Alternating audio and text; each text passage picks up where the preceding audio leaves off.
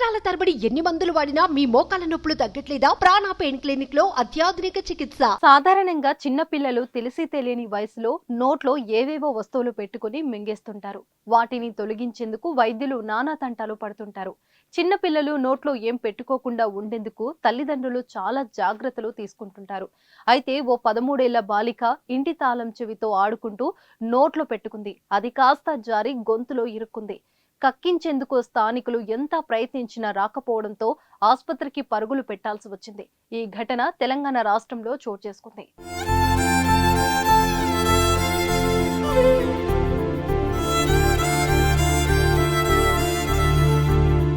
ఖమ్మం జిల్లా సింగరేణి మండలం భాగ్యనగర్ తండాకు చెందిన అమ్ములు మంగళవారం తల్లిదండ్రులు పనులకు వెళ్లగా ఆడుకునేందుకు బయటకు వెళ్లాలని ఇంటికి తాళం వేసింది.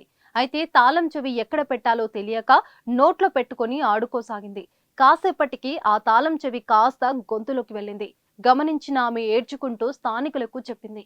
గొంతులో ఉన్న కీని బయటికి తీసేందుకు స్థానికులు ప్రయత్నించారు. కానీ అది మెల్లగా కడుపులోకి జారింది. సమాచారం తెలుసుకున్న తల్లిదండ్రులు లబోదిబోమంటూ ఇంటికి వచ్చారు.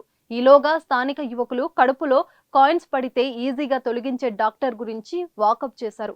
ఖమ్మం పట్టణంలోని డాక్టర్ జంగాల సునీల్ కుమార్ ఇటువంటి కేసులో ఎక్స్పర్ట్ అని తెలుసుకున్నారు.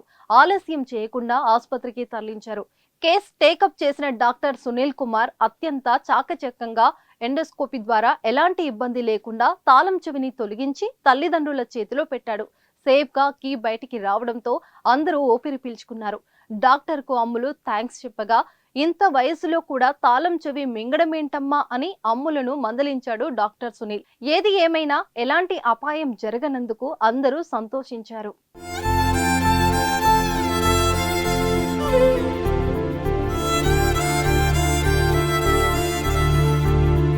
సుమన్ టీవీలో మీ పర్సనల్ అండ్ బిజినెస్ ప్రమోషన్స్ కోసం కింది నెంబర్కి కాంటాక్ట్ చేయండి.